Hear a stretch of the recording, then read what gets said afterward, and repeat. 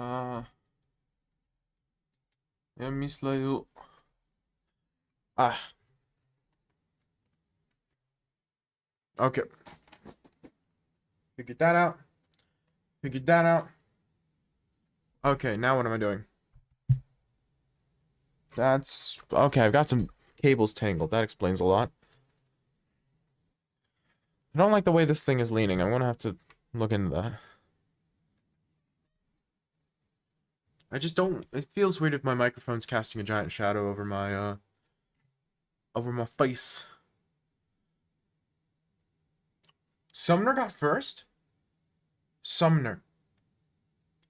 It's close. Wow, I can't speak English today. Okay. How are you holding up?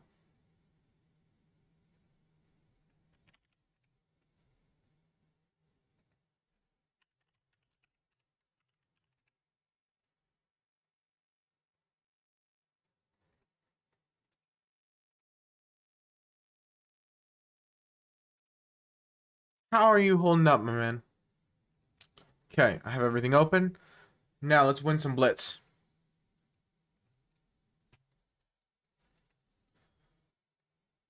Man, I love that. I love that. It's such a small thing, and it's absolutely meaningless in the grand scheme of things, but I just think it's neat.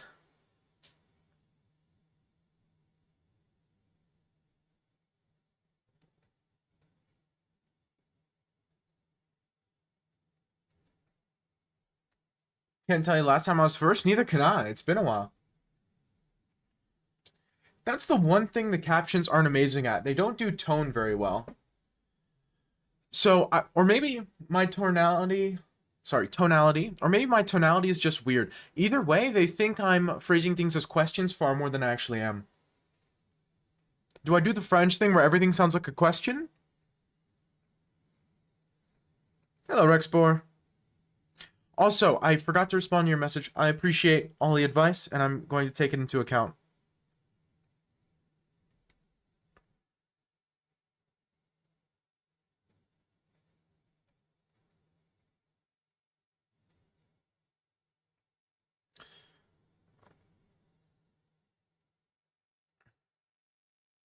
So wait, if I take the bishop, he takes here, I take here, he takes here, take here, yes. Oh no, he could take my rook first. Yeah, no, I appreciate that.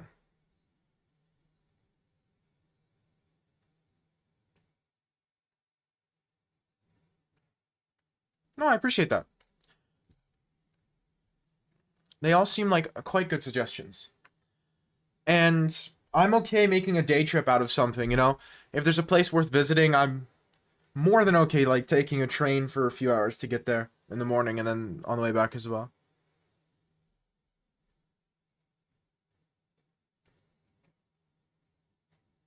What are you going to do with this bishop? Make a decision.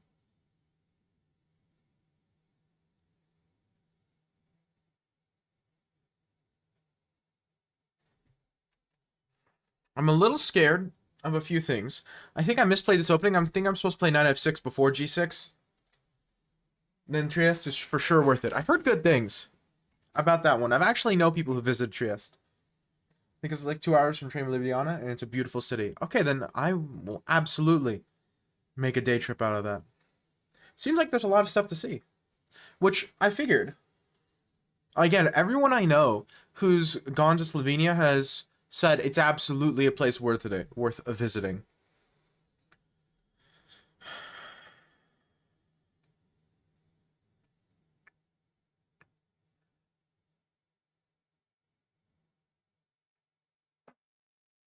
Now I want to play like knight f5, which might be a bad move. Not exactly cultural heritage. Well, I mean, I'm not allergic to nature. I'd still say that's worth visiting.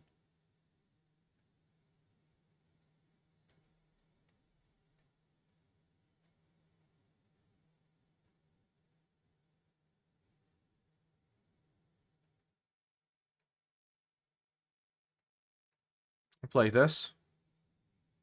My pieces are still awful tangled.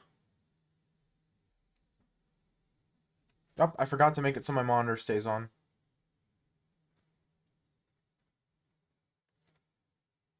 Hello, Mika. Micah. Oh yeah, for sure. I just personally prefer going places with many galleries, but that's just a preference. I haven't visited enough places to have an opinion, if I'm being honest. I just don't know. If he plays like bishop d2 or something, then I can just move my queen back to c7, because that's a square I wanted on more anyway. Something like e6 I think is well met by maybe f5? f5 is a little optimistic, but I think it's good. Hello, Rednaw. e6 f5 might actually be annoying. Yeah, that's definitely what he wants to play. Okay, so I've got to play e6 here. There's no other move. Because he is absolutely prepping e6 himself. There's a 200% chance that was his next move. e6 look fine. It doesn't look fine, it looks necessary. I can't do anything else. Thankfully for me, though, I am getting my pieces untangled, slowly, move by move. If I can just get the knight out, I'm like 3 moves away from completely solving my position. Right?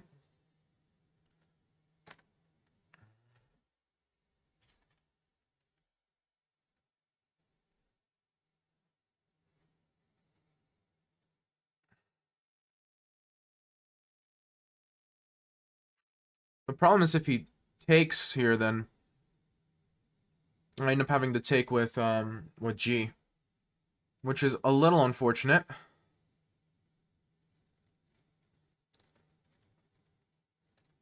You know what I can do? I can go here, and if he takes, I take with E, and if he pushes, I go knight c5. Right? And this is my next move, like 200% of the time, and I'm going to e6. So he doesn't have time to play e6. Unless maybe he can go takes check. Ooh, maybe he can go takes check. But then I maybe have rook takes. Where's he move his queen?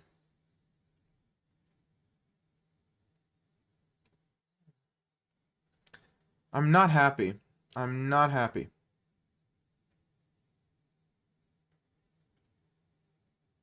I can't risk it. Is it riskier to take or to not take?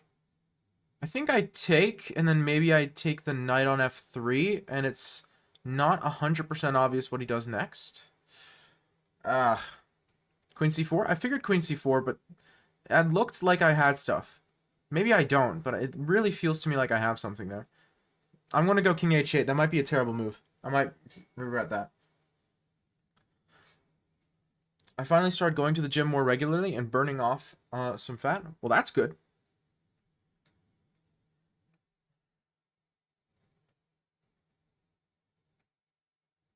If I can get my pieces into slightly better position, then this could be amazing for me.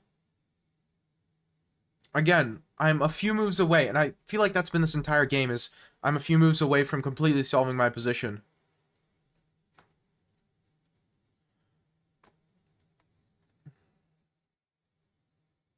Maybe he can just sack the queen here.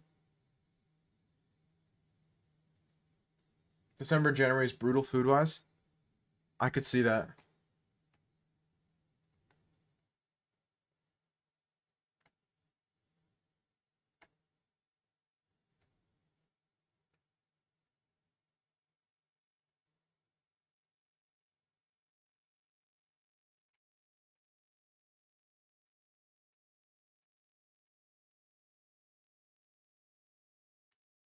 I feel like this works because I'm attacking his rook.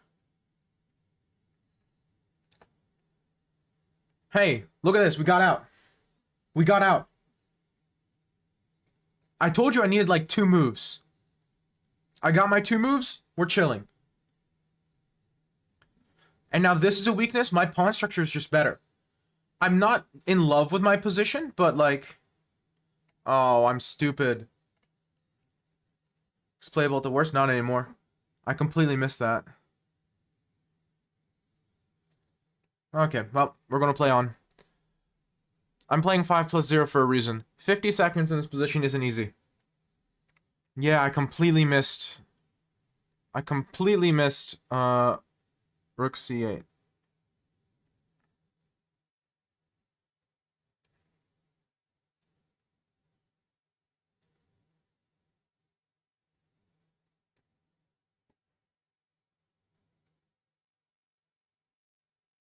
I have to play this. He's going to play bishop b4, and I'm going to lose my rook. I was trying to see... I thought I had check, but the check doesn't actually help me.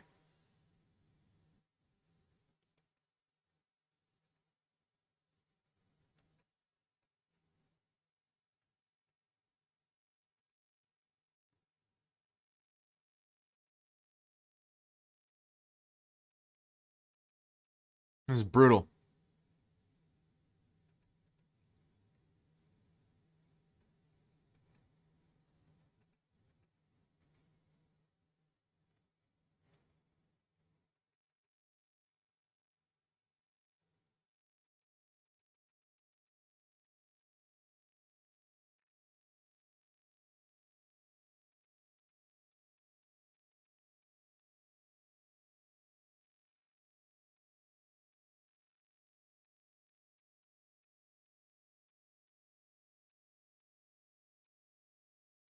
Dang it. That's two queens. Okay. One more. Hello, Callum. Go to white square with rook. I couldn't, because he was also threatening mate by going bishop h6. That's the problem, is he was threatening mate and he was threatening check winning the rook. Let the cope begin? Yes. Watch. Watch me win this instantly.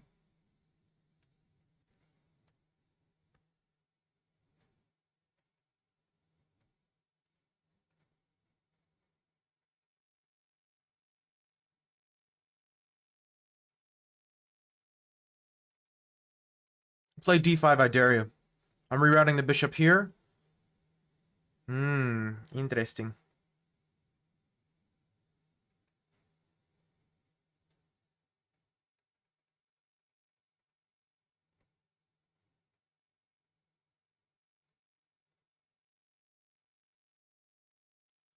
My plan is to give him an ugly, isolated pawn.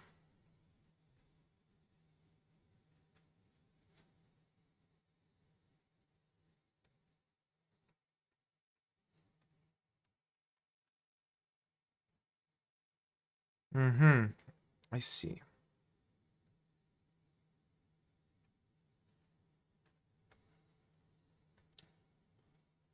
Molkat, I've never heard of them. Are they any good?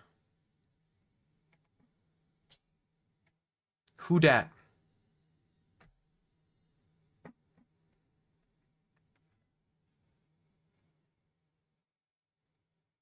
They're Belarusian, a post-punk band. They any good? They any good?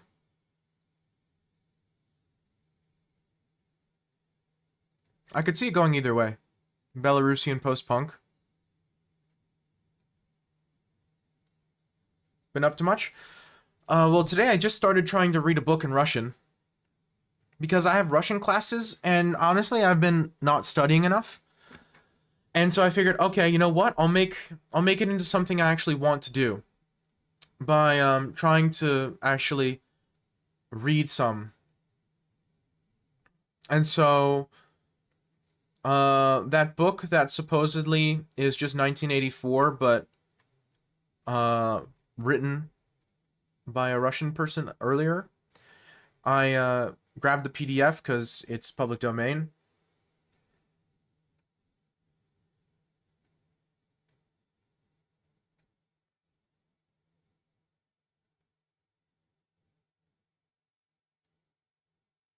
I completely forgot how fast he was checkmating me here.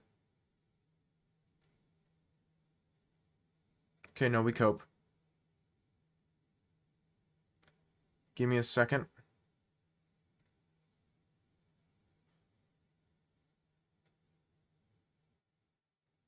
Yeah, I think I just blundered into me. Oh no, I have this. Doi. I did have a move. I did plan this. Okay, I'll listen. So I grabbed a PDF because it's in the public domain.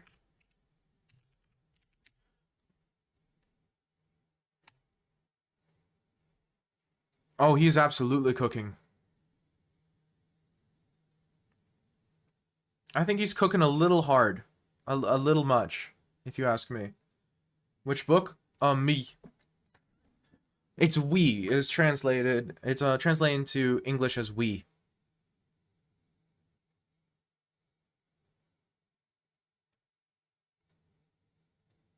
Like 1984, but not. Let's trade queens. Any good? I've just started it, so I don't know. And most of that time has been spent trying to figure out Russian future tense. So I'll let you know once I really get into it.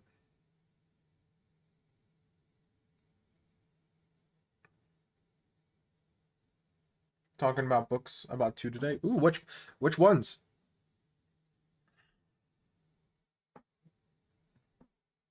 The thing is, I destroy him in every endgame here.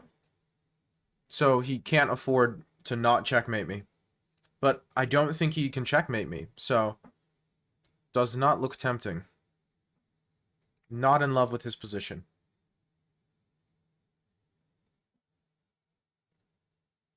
Trading grab pawn. Let him.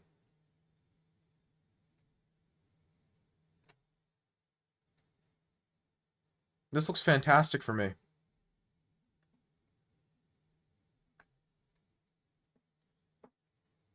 I've still got to read mine. Which book are you trying to read, Callum?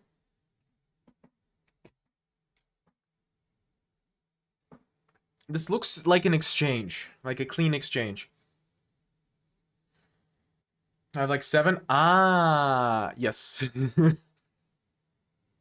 I feel that on a spiritual level. You know what? I'm going to take and then play Rook D1. I don't agree with this way of playing it on his part. Both by Camus. One is a book with 2 plays he wrote, and the other is a long essay titled Reflections on the Guillotine, which argues against capital punishment. Ooh, those both sound interesting. And look, I'm just up a rook. Also, I can see, I listened to the song. I can see why you like it. See, post-punk is very hit or miss for me. So I'm not sure. Why is bro not resigning here? He doesn't know I'm 2000.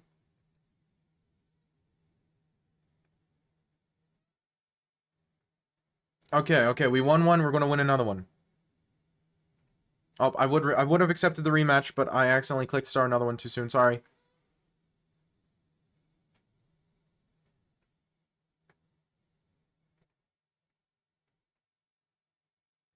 I was just looking into some, like, weird systems here.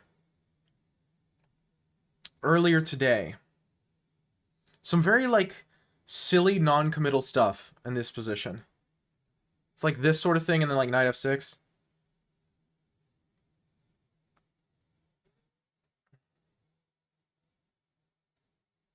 And basically, you're playing a standard Sicilian-like thing, but with the kicker that you're also always trying to push on the queen side. So like rook b8 here to play a5.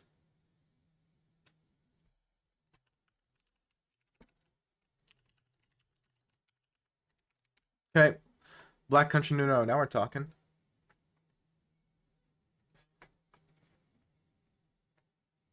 a5. I'm not at all threatened by that. I don't think you have any threat. b4. 5, 6, 7, 8, 9, 10, 11, 12, 13, 14,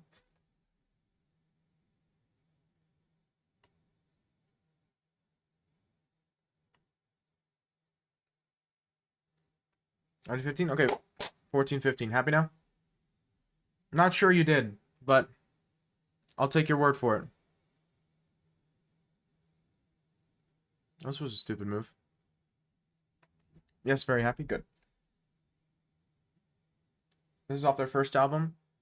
Second track of said album. It's more obvious post-punk influences. Also love that album. Not as much as their second, but oh, of course.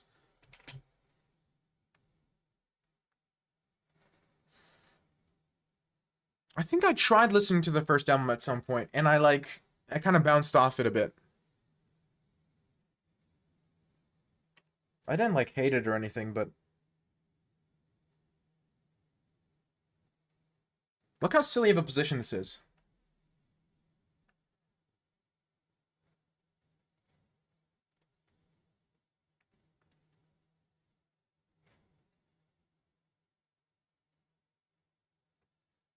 I have Bobby Fischer teaches chess, attack and defense in modern chess tactics, art of the attack in chess, what it takes to become a grandmaster, improve your chess, Gotham's book, the right way to play chess, the Mammoth Book of Chess, 600 chess puzzles, Mate in 2.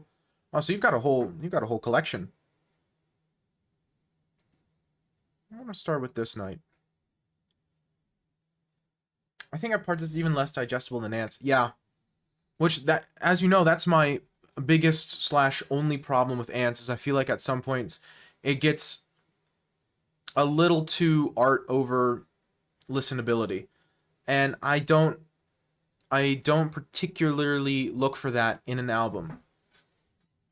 I can understand why one would, but I don't.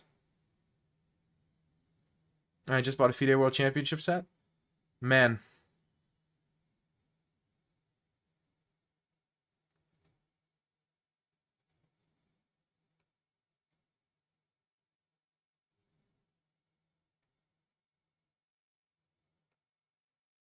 people have money, eh? It would appear so. I am not people.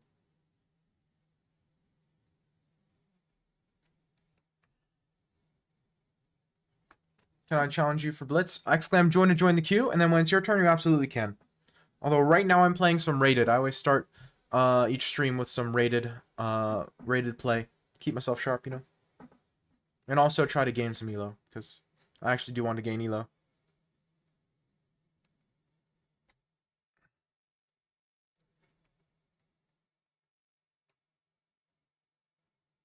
Is he threatening anything here? I don't see anything.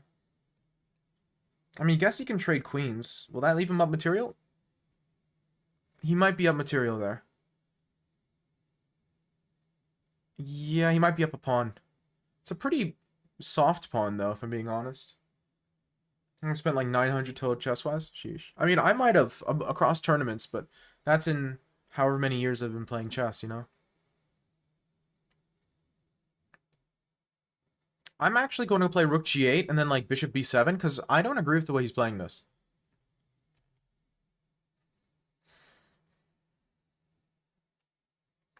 I think he's letting me have an attack, which I don't understand why.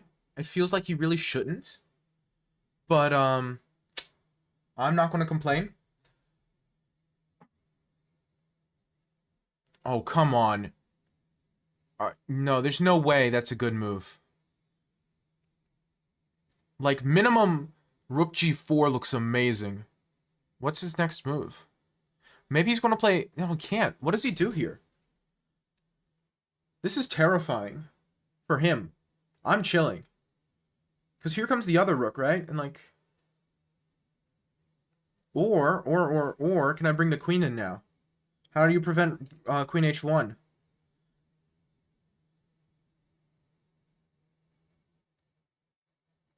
Queen h1 isn't mate, but it's mate after, yeah. Does he have a check? He doesn't even have a check. He would have to move the king immediately. Can he do that? Can he play king f2 there? I think he can. Or do I have takes and check? I don't. Oh, man.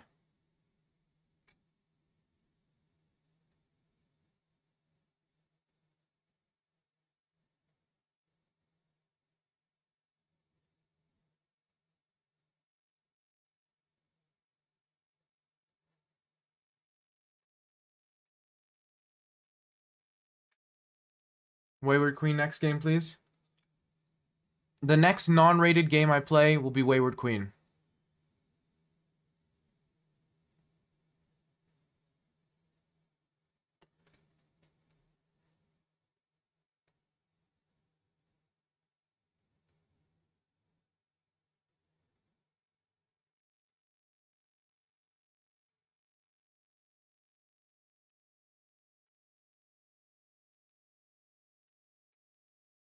This is a stupid looking move, but it might be genius. The point is I want to bring the rook to h2. And doing so this way gives me, because he couldn't take because of knight g4. I mean, he could have, and that's interesting, but I don't think it was good. And now my pieces are, like, suddenly in the position in a very uncomfortable way. Or at least in a way that looks very uncomfortable. Who knows how uncomfortable it actually is, right? It's very difficult for me to know. Can you do that?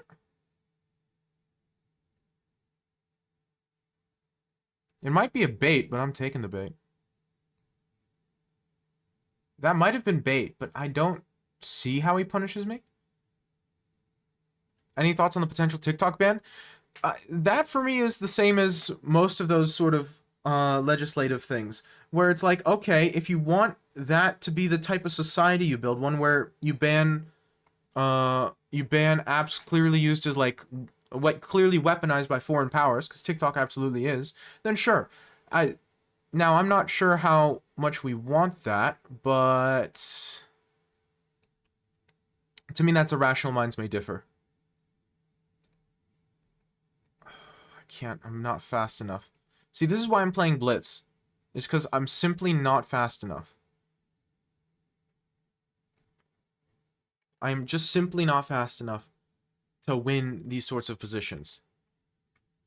Because, yeah, this is absolutely winning, but I'm not going to win it. Yeah, no, it's just stupid. Oh, he didn't take. Weird. Yeah. I'm very conflicted. On one hand, I think the app has many negatives, like genuine negatives bordering on dangerous potentially. And on the other hand, I don't want government intervention on that scale. That's exactly what I mean.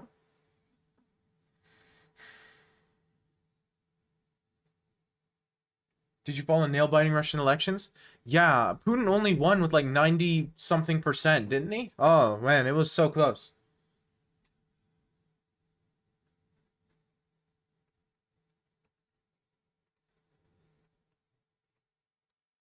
Yeah, that's what I mean, Rexport. Because it's 87. Oh, I'm sorry. Sorry. Slander. Anyway, that's what I mean, Rexport. TikTok is very clearly a weapon. Just straight up, right? It's banned in China. TikTok, in the way it exists in the West, is banned in China. Clearly they are aware of how destructive it is, and they don't want it for their own population.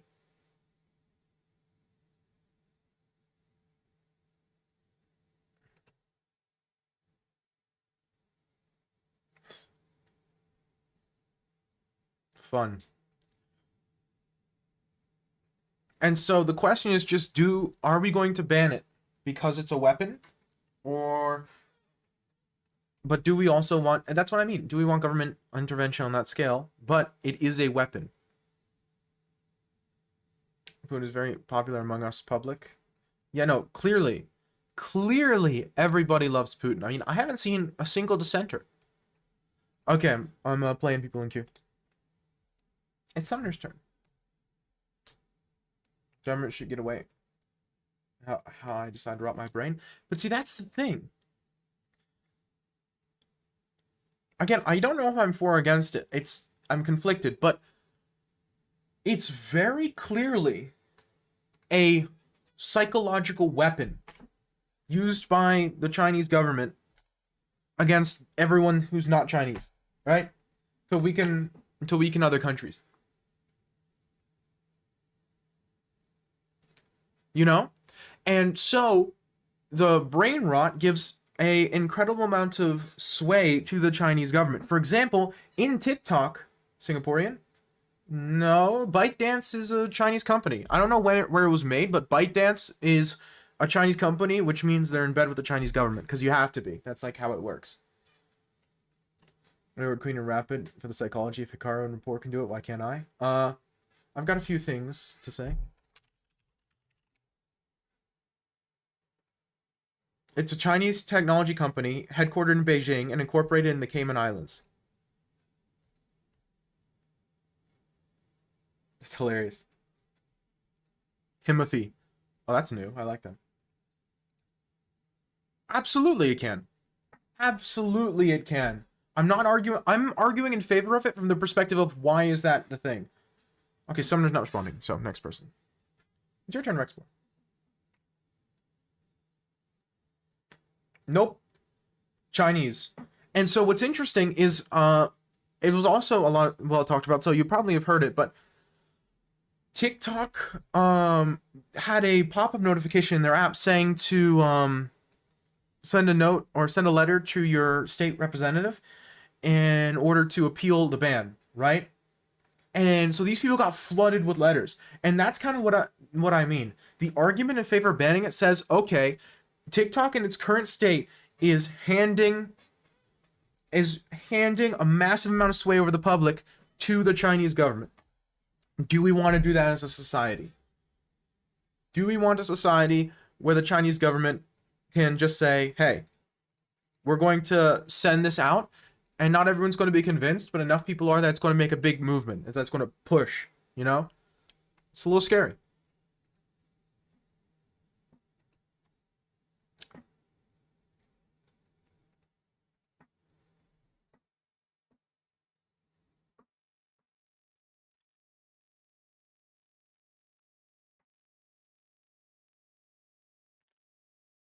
Speaking about TikTok, Twitch officially shut down business in South Korea this February. Yeah, but that's because the South Korean government strict regulation over data transfer, making it completely unsustainable financially. That's a completely different matter. Like, that's because they couldn't run it. It was killing their business because the South Korean government has such strict regulations on foreign companies and how much they should charge, and they got monopolies over the internet business. It's horrible. What's more interesting? I disagree. What's more interesting about it? It's just like, okay, they left because they couldn't afford to, because government regulations. I need to catch up to this stuff? No, you don't. TikTok is just the potential beginning of the banning of apps. Absolutely. My internet's very bad. I'm going to have to leave. Okay. The TikTok ban to me is more interesting because it's something that's never happened before. Twitch leaving is just a company not doing business somewhere because it's not profitable to do business there. It's like, it really is horrible for the people using Twitch in South Korea. Like, it's terrible. Widespread censorship? Absolutely it can.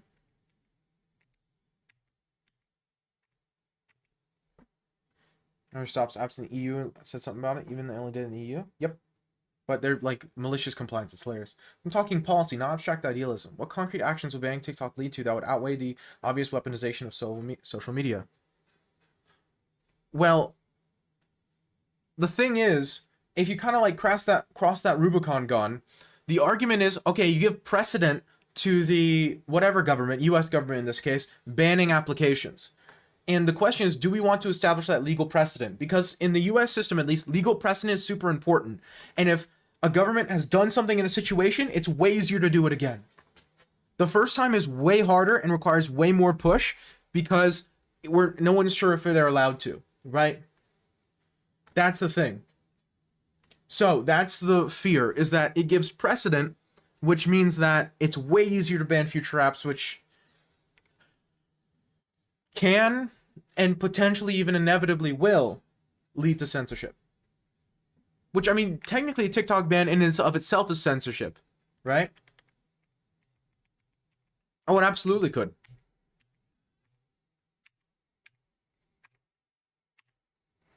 And so that's why I'm saying the question is, do we want a society where things are censored? Is that something we want?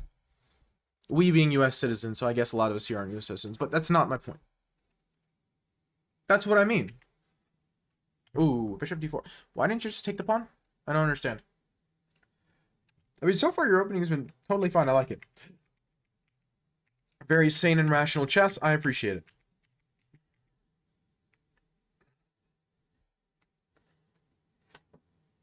So that's the thing. Now, I absolutely think it will get banned. I think it's going to go through. Actual Chinese propaganda on TikTok? And that's the question gone. That's the $1,000,000 question.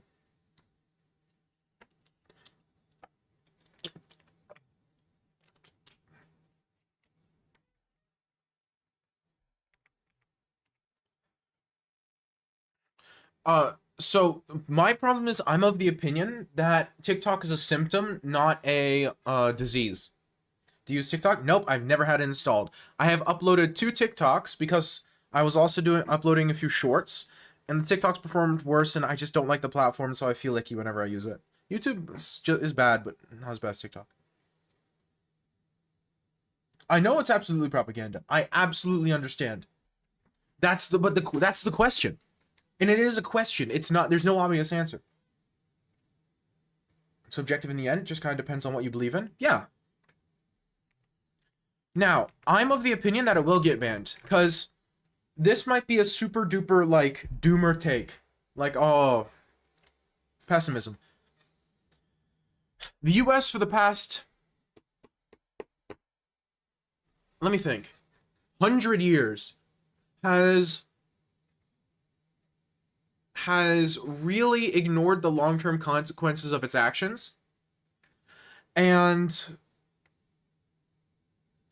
done the thing which is good in the short term for the population in the short term. Banning TikTok is absolutely a good thing for the population in the short term. 100%. I don't think there's a reasonable argument against it being good in the short term. I think that long term, giving the government the ability to ban apps like that is dangerous. However, I really don't think the voting populace in the US cares.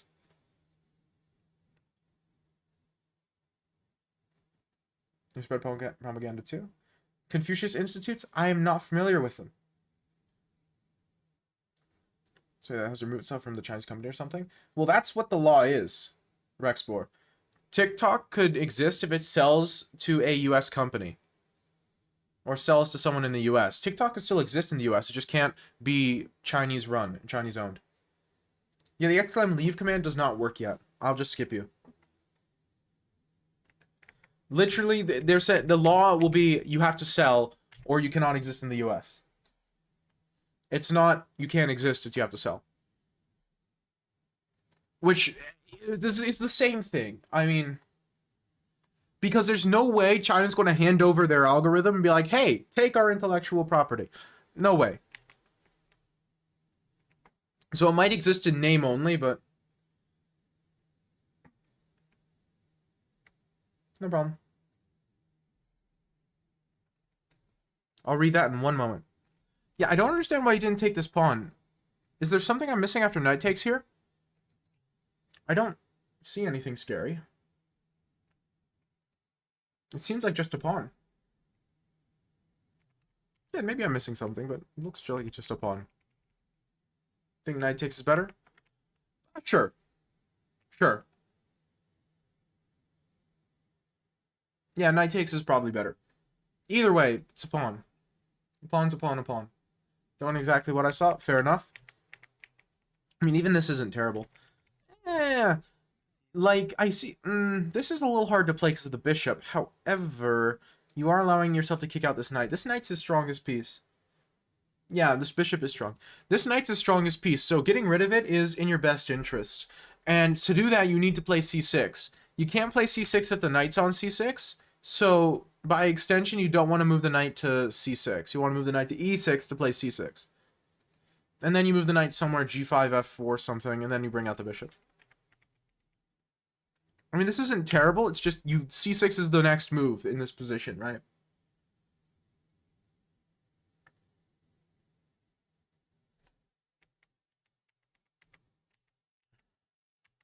Okay, sure. Okay. I don't like bishop b7 as much. I guess just trying to keep bishops on the board. It's not that bad. I never mind. It's kind of inaccurate, I guess. Yeah, it's not end of the world. Okay. Sure. Ooh, now that move I hate. Okay. So the reason I dislike this move so strongly is because this is a permanent weakness. this will be forever weak. And if you push and he takes, and now this is forever weak. You gave yourself a backwards pawn. There's no reason for that. You take this way and you don't have a weakness on the A file. I mean, yeah, no. Your pawn structure is slightly better. Your pawn structure is slightly better. But after c takes, now this is weak. I would rather play white here. I'm not saying white's much better, but I'd rather play white. Like something like this, I don't even know if it's a good move, but it's very simple to play. And now you're going to have to babysit the a7 pawn for the rest of the game. And there's no reason for that. Have you heard about Antifa? Yes, I have.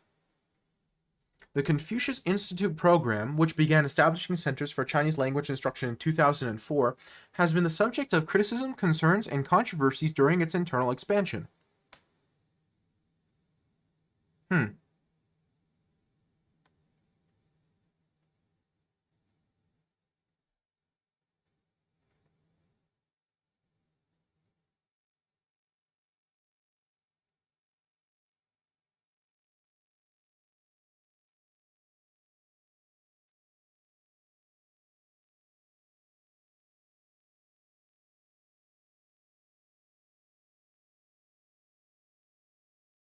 Yeah, okay, so it's Chinese government trying to spread propaganda. I mean, I might be wrong, but... Spoken like a true AI? Yes. Think I want to keep the rooks or something? Yeah, but it's not worth it. What does fascist mean? Okay. No, that's not... It's not stupid to not know what something means.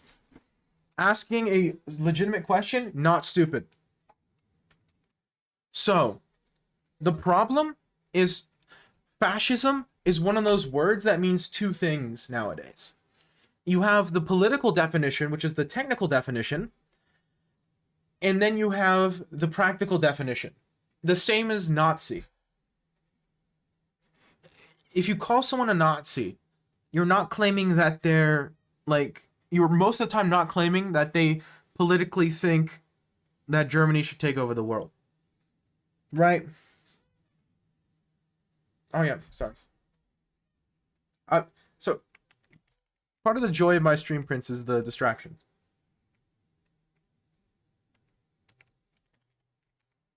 And so fascism comes from the, I think it's the Italian word fascismo or fascimo or something. Translate. Let me try. Let me see if I can find it. Fascio, which is the Italian word for a bundle, like a bundle of sticks. And so the idea of fascism is you bundle the identity and existence of everyone and everything in the country together to make it stronger. The way you do that is by completely homogenizing everything. How you homogenize it and what you homogenize it to, not really relevant. You just homogenize everything. You want complete political indoctrination. You want everyone to be fighting the same enemy. You want complete control over education, right? All that sort of stuff. Nazis were a subset of fascism. Yes. They had a lot of fascist ideas. Yeah, that's what I mean. So that's the technical term for fascism. However, in modern day usage, people call each other fascists as just oh, you're evil, right? It's become the same as the word evil. So it's really difficult to have a legitimate conversation about what fascism is and isn't. I like this pawn push, though. Again, while I disagree with this move, you're playing around it very well. So I'm not that angry about it. Yeah, that's the... Is Antifa... Aren't Antifa's tactics fascist? I mean, I think they're wrong, but are they fascist? I don't know enough about Antifa, honestly, to be 100% sure one way or another. Like, obviously, I don't like the violence, and I don't think it's productive. But, you know, there's a difference between non-productive and evil and fascist. That's what I mean. They just beat people into submission? See, I would argue that's totalitarian, not fascist. Right? I mean, they might be fascist. I don't know, but I'm just saying, just because their methods are terrible doesn't mean they're fascist. They heavily rely on the use of violence. See, that's something that fascism does do, but it's not exclusive. That's true, but that's not exclusive to fascism. There's a ton of political ideologies which use violence. Some degree, almost every political ideology does.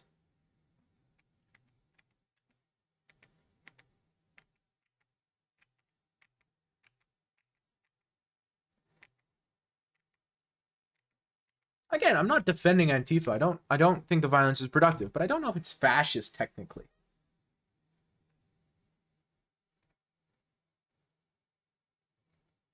He doesn't. There's no counterplay. Rexbor's doing a very good job removing any fun from the position.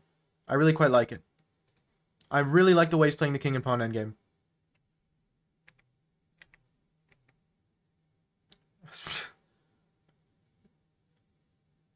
This is what I mean. This is completely insane.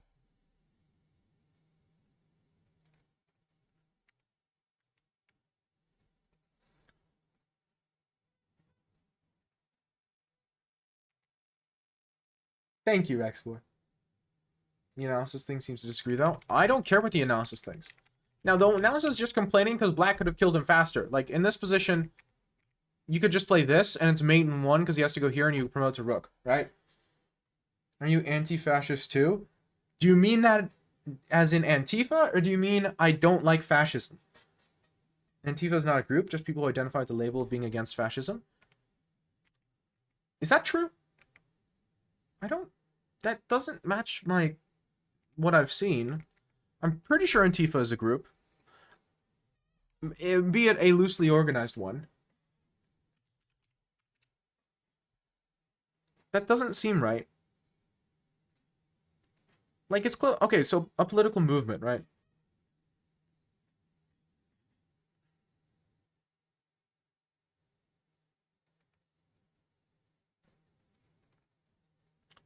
It doesn't have to be an organization to be a group.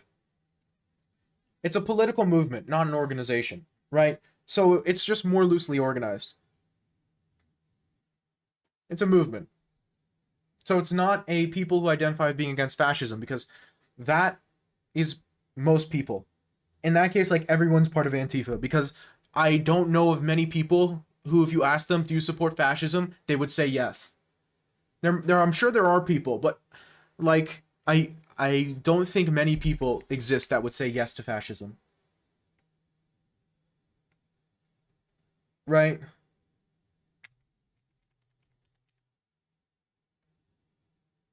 Will you beat up a neo-Nazi if you meet one? Well, just a leading question, but... Well, what is me beating up a neo-Nazi going to do? What, how will that... How is that productive? I don't understand.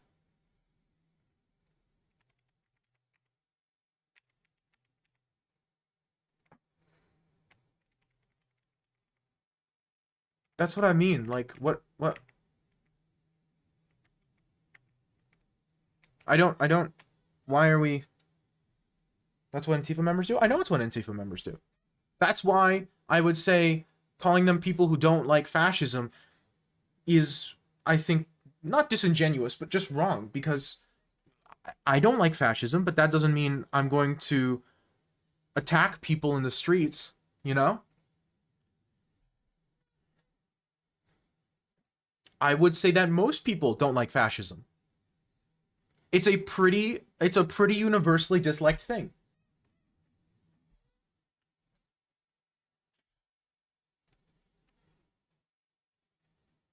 That's what I mean. And I don't think that's what Ronnie is doing. I think he's asking questions, and that's fine, but creates horror in the minds of neo-Nazis. That's not how that works.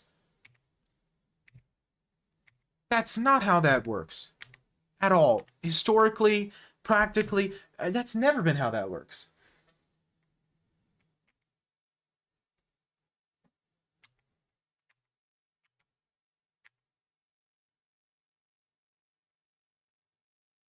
Oh, fair enough, Explore.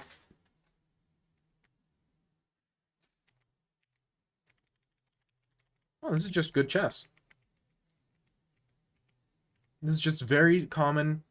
This is just a very reasonable and common way of playing the Italian. Completely... Okay, white has a solid advantage. Excuse to fight. I disagree. I think that by and large, people in Antifa do believe that they're doing the right thing. Now, does that matter to a certain degree? Not really, but I think to some degree they do actually believe what they're spouting. Isn't beating people you don't agree with just oppression? It depends on the context. But to some degree, yes. Again, that's a very context-dependent question. I don't think it's just a yes or no. Okay. Why not bishop b3? This bishop's very nice. I really do like where this bishop is placed. And if he ever tries to push anything, then a4 plays itself. a4 might play itself no matter what he does. a4 is just a nice move. This is a very well-placed bishop. I don't see a good reason to retreat it to f1. Now, this isn't a terrible move. It's a fairly common idea. The bishop does a nice defensive job there, and this pawn might be weak in the long term. It's not terrible, but this is just a very nice diagonal. It prevents any central play. It pins the pawn to the king, creating a potential weakness. I think it's a bit of an overgeneralization gone. I don't particularly agree with it, but I did push back against it. In America, all the terms as fascism and neo-Nazis are very weirdly defined and used. Oh, absolutely. If those right people to take up arms.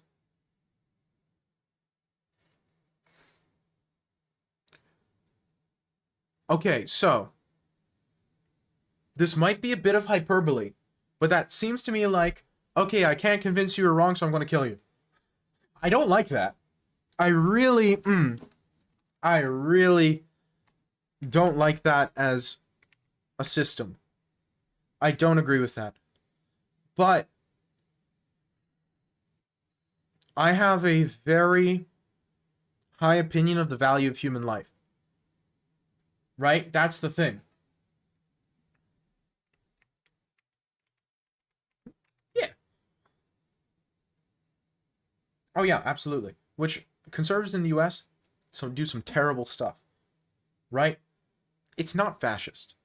It's bad, but it's not fascist.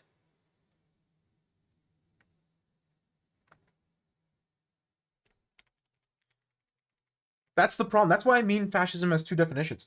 Because conservatives in the US aren't fascists by and large. There are some fascists, of course, but like most conservatives are not fascists. Change someone's mind, just your message is just bad. No, I disagree with that. You can be right and still not be able to convince somebody. I don't think that not being able to convince somebody 100% means you're wrong. But we can't expect a brainwashed Nazi to sit and make him understand why he's wrong. Of course not. But is killing him the answer? That doesn't seem reasonable. That seems like a little bit extreme.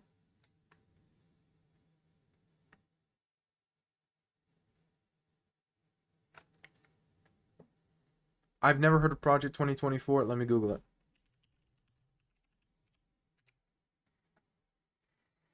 Is it Project 2025? Reshape the executive branch. Washington, D.C. Using federal service where you get a deep state. Other objectives of the president.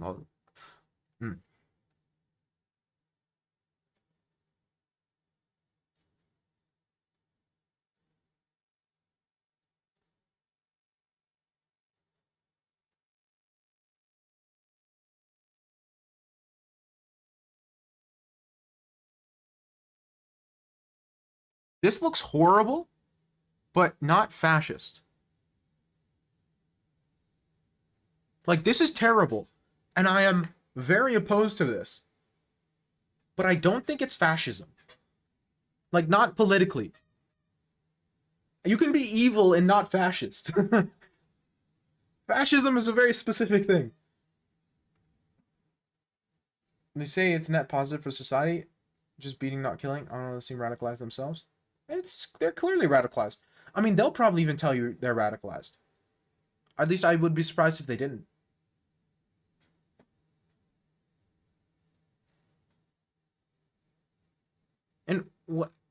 In that case, how is beating up productive? Like, usually beating people up only radicalizes them more, not less. You don't remove radicals by beating them up. That's what I mean. If the goal is to just beat them up, then it doesn't make any sense. It's completely, it like ignores historical precedent, which I disagree with. They will get scared. Okay, so they'll hide. Guess what? You just made them all stop being publicly whatever they are. Fascist, I guess. I don't know. Like, okay, that doesn't stop the problem. It just obfuscates it. Which makes it harder to actually fight in a legitimate way. They're trying to install Trump and give him absolute power in the government to fulfill state capitalist, Christian, nationalist policy. I don't know what you consider fascism. That's what it is to me. That's not fascism. That's like, well, if that's what it is, which that's not what Wikipedia says it is. If that's what it is, then that's still not fascism. That's despotism. Again, fascism is this very specific thing. Like, example, the Wikipedia page for Project 2025 specifically mentions slashing Department of Justice funding, dismantling the FBI and the Department of Homeland Security, gutting environmental and climate change regulations, and eliminating the cabinet departments of education and commerce. None of that is fascist. Fascist would want more Department of Education, more Department of Justice, because it's trying to homogenize society by force. Eliminating the cabinet departments of education and commerce is inherently anti-fascist. It's like the opposite of fascism. It's terrible, but it's not fascism, historically. Who do you want to win the US election? I have no idea. I don't know. A voice to be vegan. Would you want to be vegan? No. Again, but vegan's a difficult thing because the argument is inherently, the argument is very specifically against people who are extremist to a certain ideology, right? That's and you can be an extremist vegan, but like I would argue that most vegans aren't. Most vegans I've known aren't that extreme. Also, I don't like taking here. I think you could just push, and if he plays 94, then cool. This and like here with the bishop, and you're going to get this amazing bishop pair, and this is a very strong pawn, and that feels like you're just completely suppressing the black pieces.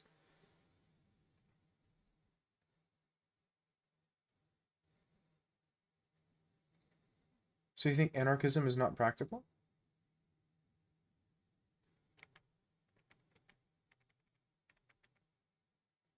What did I say that indicated that? I'm curious. I mean, I do, but like, I'm curious specifically what I said that triggered that. Because I don't think I don't recall saying anything right now relating to anarchism.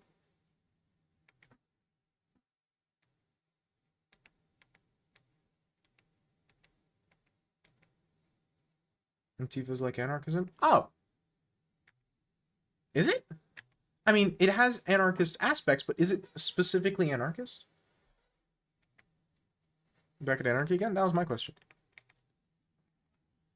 Yeah, gone.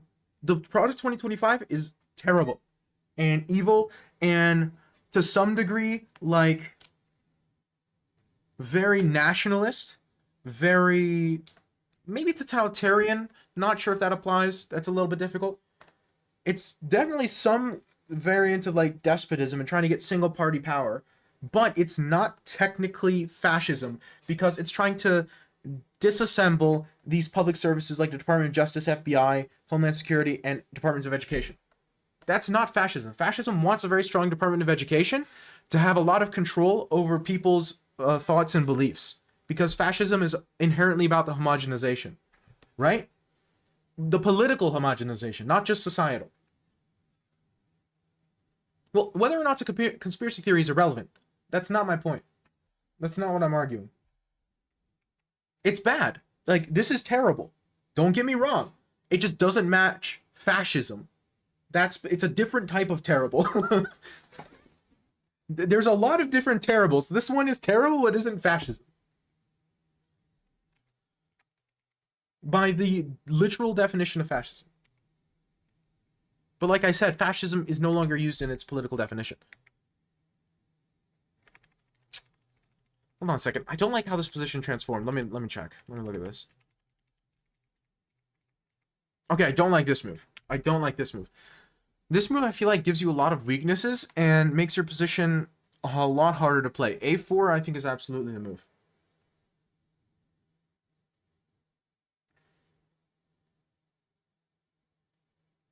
Yeah, God, I disagree with it, and I think it's a terrible idea, and I think it's... I mean, it looks evil, but I don't know enough about it to say that with absolute certainty. But it looks pretty evil.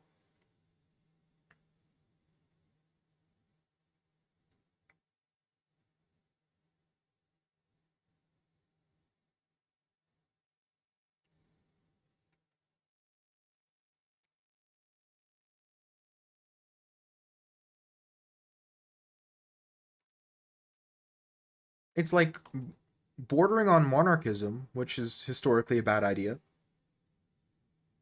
But it's not fascism. Checks and balances people, they still work for the really extreme stuff. They're better than nothing, at least. Yeah, I don't like this move. A4 is the move. You want to start creating weaknesses for your opponent, right? If they push, then you push, and you're celebrating, and this is wonderful. This is an amazing position if he pushes. And if he doesn't push, he doesn't really have a better option. He doesn't want to take, absolutely not. Because now this is hugely weak, and you're still threatening to push C4. Yuck. But playing knight e4 completely, like, what's the word I'm looking for? Defuses the position. Because now, what black very easily removes all serious positional problems in his position, and no longer has to worry about nearly anything. Your bishop is blunted, and you don't have better minor pieces, and it's simply a very even position. Yeah, we go places here, Myth.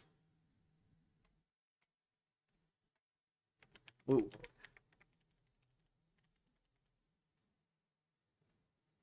Was that? I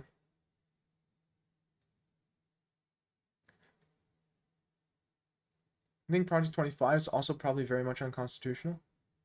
Well, yeah, but absolutely, that's for sure. It's definitely unconstitutional. But no.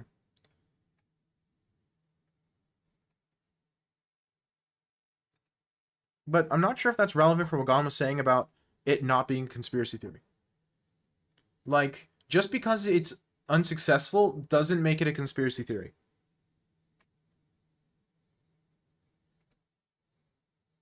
The same shirt again? Did I wear this shirt last time I streamed?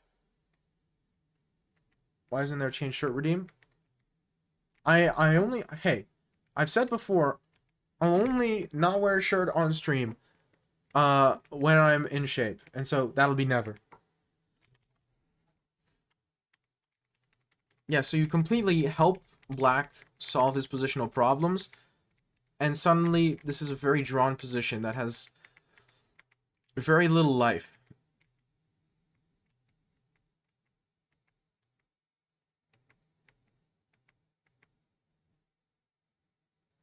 What do you think about it?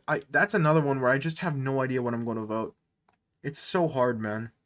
When you only have bad options, it's so hard. Okay. So this is a 300% chance of draw. Hold on a second. He let you in. That's also true. Okay. Saying it's a generalization is difficult than saying it's a conspiracy theory. But we've time and time again, the current office doing unconstitutional things? Absolutely. That's why I'm saying that's not relevant, but it doesn't mean too much. See, now you can get your king in and you can force the pawn down, right? What's important in this position is you need to force this pawn, force him to sack the bishop for the pawn before he has time to run over here and, no. Okay, wait. I just realized. So, in this position, let's look at something. That's a good quote. I like that, Ronnie. Okay, Okay, let's think about this position, guys. I would agree with that, Rexpor. This pawn and this bishop cannot win because this is a light square.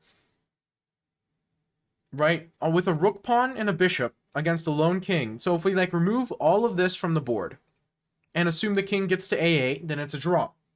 Which means if you're the white pieces, you want to make sure that you keep this pawn on the board. If this pawn ever leaves the board, you will never win this position. Ever. There is a 0% chance of ever even thinking about winning this position. If you lose both of these pawns. So, you are going to lose this pawn because you have to sack it for the bishop. You have to make the bishop sacrifice itself, right? Because the bishop can absolutely guard one of these pawns forever. If you lose the other one, a draw. There's no preventing the draw. So, playing this removes any chance you have of winning the game because you remove the only thing that can win you the game. Playing here, the issue now is that you can push this pawn and he has to sack the bishop for it, and now, guess what? You have your pawn that you need. Yeah, the precedent system has problems. Now, I don't know enough about legal systems in general to really have an educated opinion about what would be better. But I really wouldn't be surprised if there is better. Call me Ishmael. Oh, that's Moby Dick, right? Oh, you didn't want to type it because, like, auto mod? No, I have not.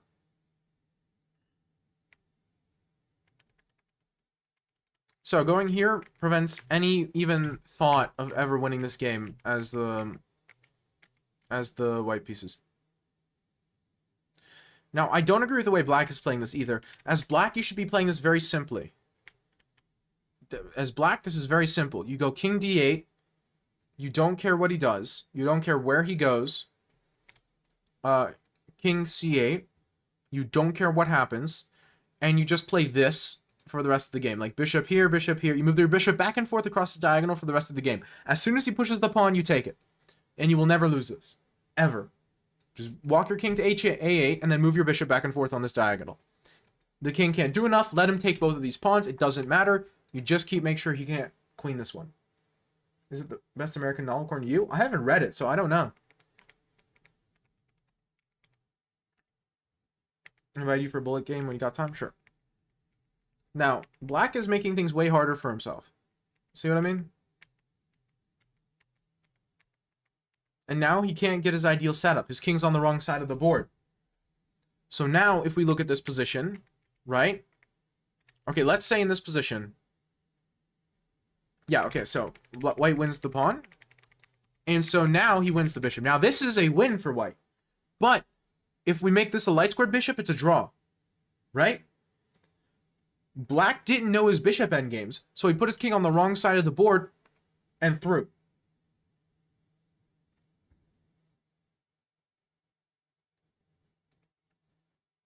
How does that not count, Rexpor? Every person in America, other than like Native Americans, are from other places. That's kind of the point of America. Or it was the point of America.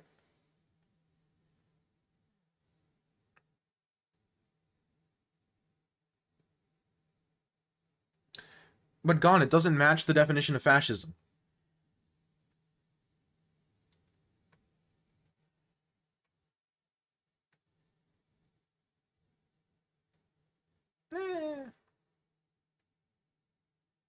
Again, terrible does not match fascism.